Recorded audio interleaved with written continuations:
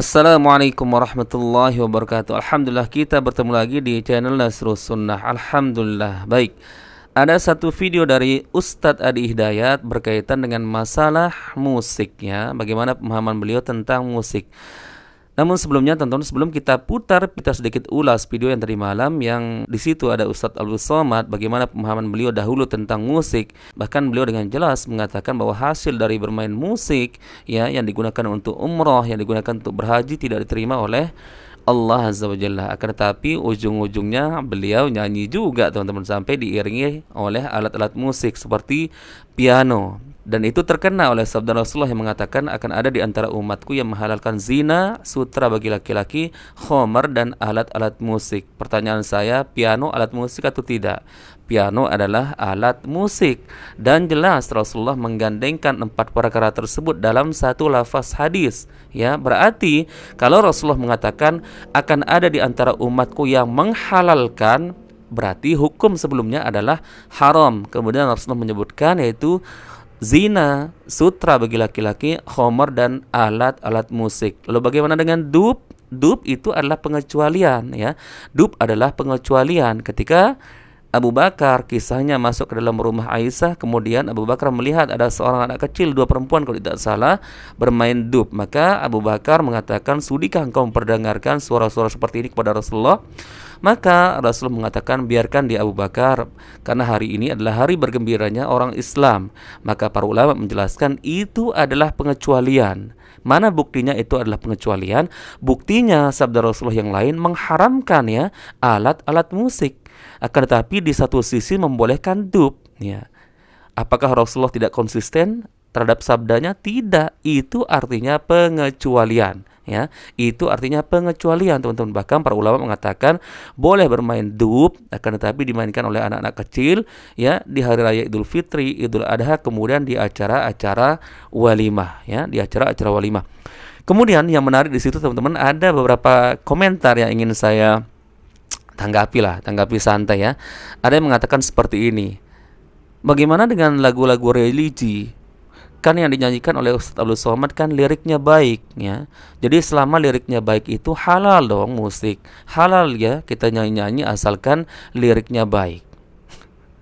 Ini luar biasa.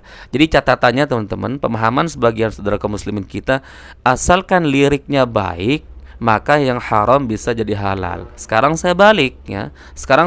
Coba antum jawabnya. Pacaran hukumnya halal atau haram? Ya, pasti antum akan menjawab yang sudah paham ya, yang sudah pernah ngaji pasti tahu hukum berpacaran adalah haram. Saya balik sekarang ya, bagaimana kalau orang berpacaran kemudian saling mengingatkan, sayang jangan lupa sholat ya, sayang jangan lupa baca Al-Quran, sayang jangan lupa pergi ke masjid. Apakah ya berpacaran jadi halal? Karena di situ ada kebaikan, saling mengingatkan. Nah, antum kan mengatakan asal liriknya baik, saling mengingatkan kepada kebaikan, maka itu diperbolehkan. Diperbolehkan berarti pemahaman antum artinya halal musik, ya. Lah bagaimana dengan orang berpacaran sekarang, ya?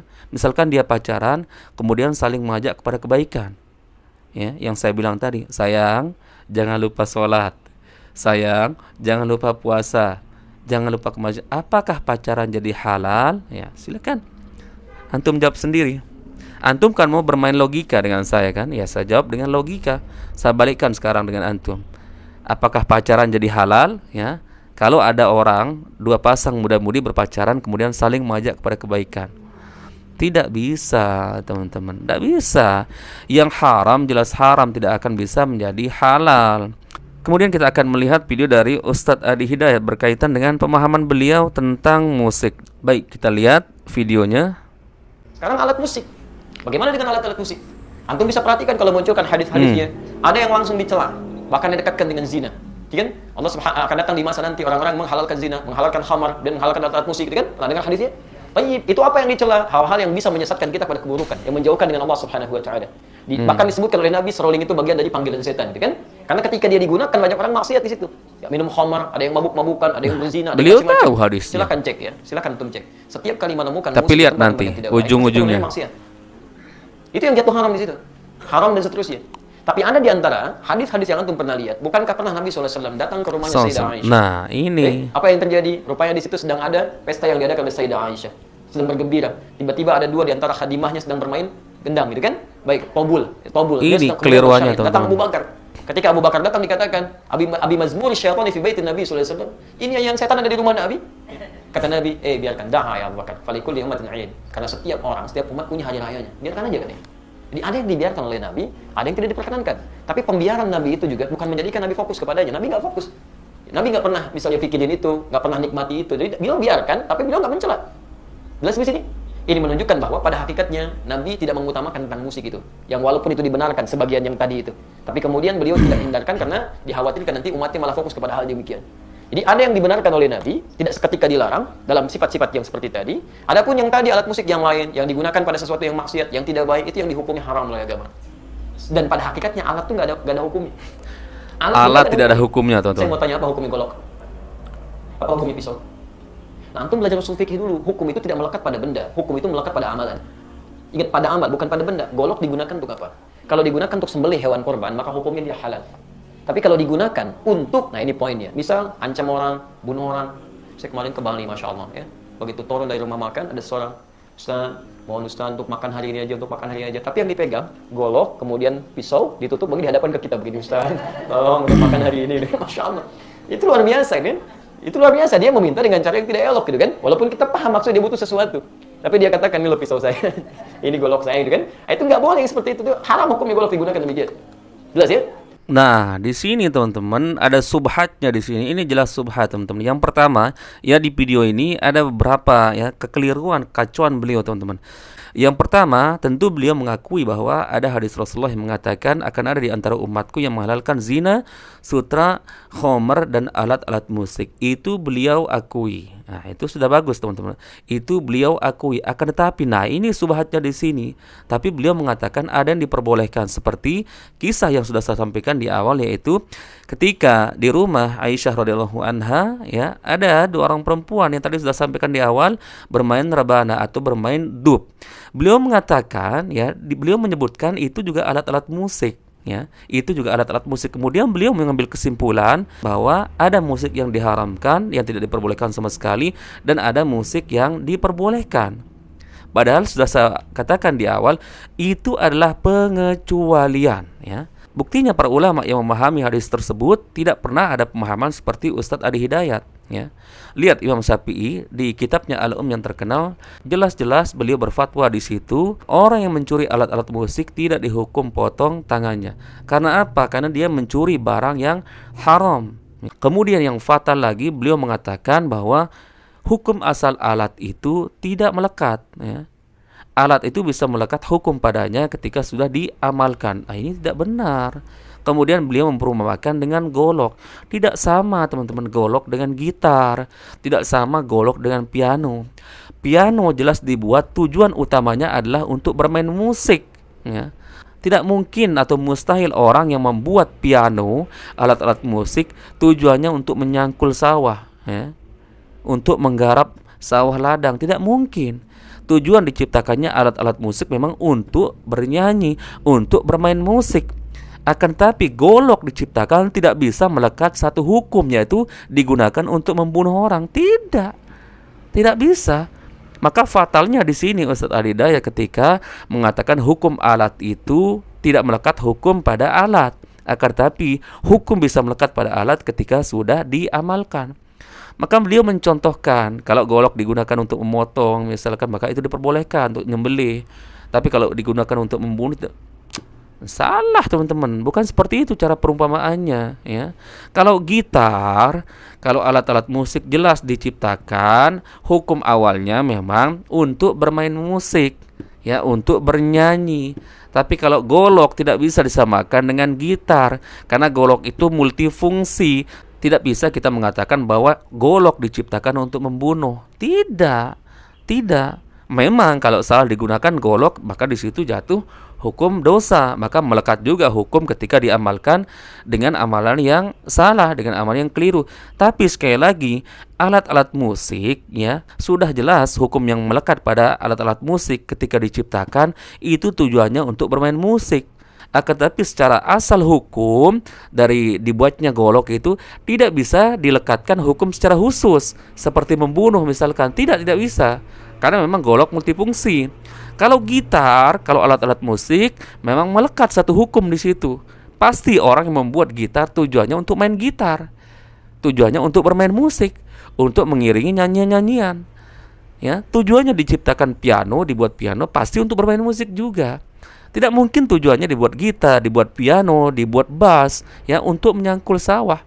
Nah, di sini kekeliruan Ustadz Al-Hidayat. Makanya terjadi subhat di antara masyarakat. Akhirnya masyarakat menangkap bahwa oh boleh, berarti musik asalkan ya digunakan pada tempat-tempat yang baik.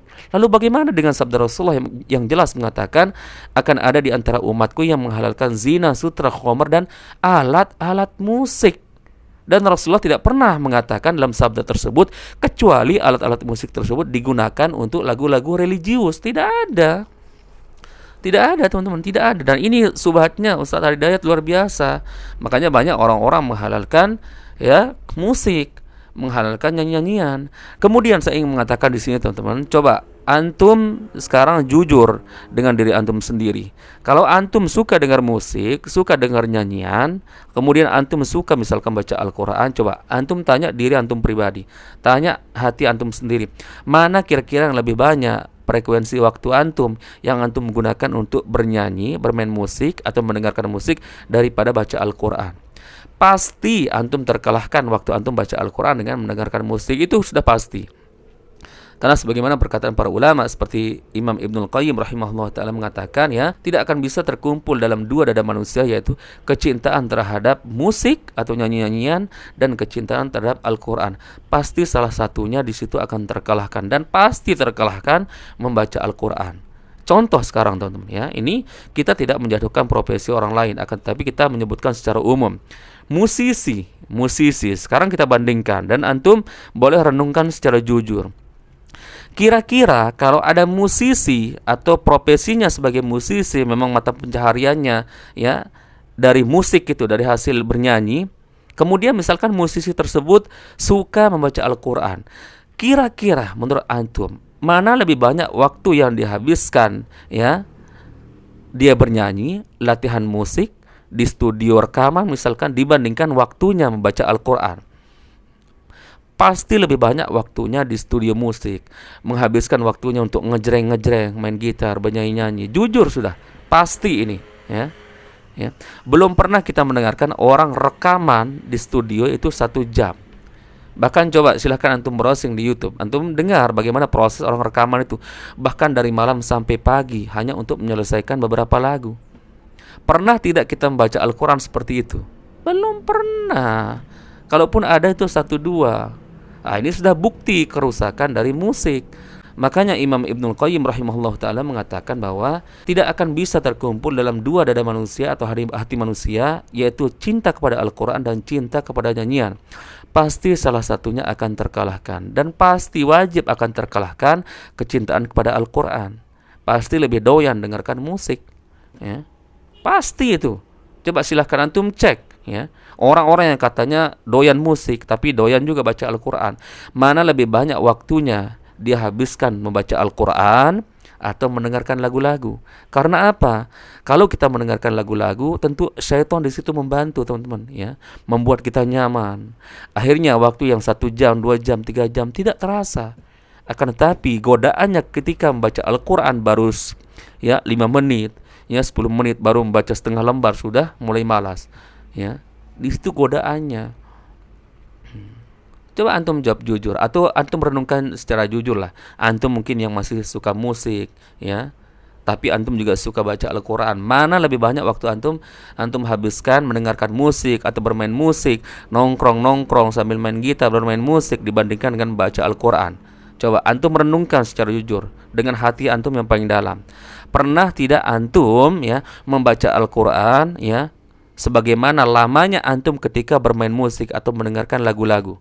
Misalkan antum mungkin sering ya sambil tidur-tiduran dengar lagu, tidak terasa 1 jam, 2 jam. Coba antum tes, pernah tidak antum baca Al-Quran satu kali duduk 1 jam, 2 jam, 3 jam? Bahkan mungkin tidak pernah ya, tidak pernah. Makanya itu yang dikatakan oleh Ibnul Qayyim rahimahullah, ya, tidak akan terkumpul ya dua perkara di dalam dada manusia, yaitu kecintaan kepada Al-Qur'an dan kecintaan terhadap musik, terhadap lagu-lagu. Sulit, itu tidak akan pernah bertemu, teman-teman. Nah, disinilah subhatnya Ustadz Ar-Hidayat. Ya, makanya kita di sini, teman-teman, maksud kita adalah meluruskan saja. Terserah orang mau menerima, saya nggak peduli. Ya, terserah antum mau mencaci maki saya, mengatakan apa sok pintar, tidak. Saya juga belajar ilmu agama kepada ustadz-ustadz yang mumpuni, ya, seperti lulusan Madinah. Maka itu yang kita tularkan. Dan ini tujuannya adalah sebagaimana sabda Rasulullah, "Mar'a minkum munkaran falyughayyirhu biyadihi, fa illam yastati fa bilisanihi, fa illam yastati fa biqalbihi wa dzalika adhaful iman." Siapa yang melihat kemungkaran, ya maka cegahlah dengan tangannya. Kalau tidak mampu, cegah dengan lisan. Kalau tidak mampu, benci dengan hati. Dan itu adalah selemah-lemahnya iman. Nah, kita mengoreksi seperti ini bukan berarti benci kepada Ustadz Ar-Hidayat, bukan berarti benci kepada Ustadz Abdul Somad. Akan tetapi yang kita kritik adalah kekeliruannya. Dan kritikan saya ini bukan hasil dari kreasi pemikiran saya sendiri. Tidak. Kami pun punya referensi para ustadz-ustadz lulusan Madinah, ya, lulusan Mekah. Bukan saya ngarang sendiri, teman-teman. Bukan. Salah paham antum, bukan hasil pemikiran saya sendiri. Jadi kita juga hasil menuntut ilmu, ya, mendengarkan penjelasan dari para ulama, ustadz-ustadz, ya, ustadz-ustadz salafi. Kemudian, ya, kita membaca kitab-kitab, kita membaca buku-buku, ya. Makanya kita bisa menjelaskan seperti ini. Dan tujuan kita bukan untuk saling membenci, saling meluruskan, ya.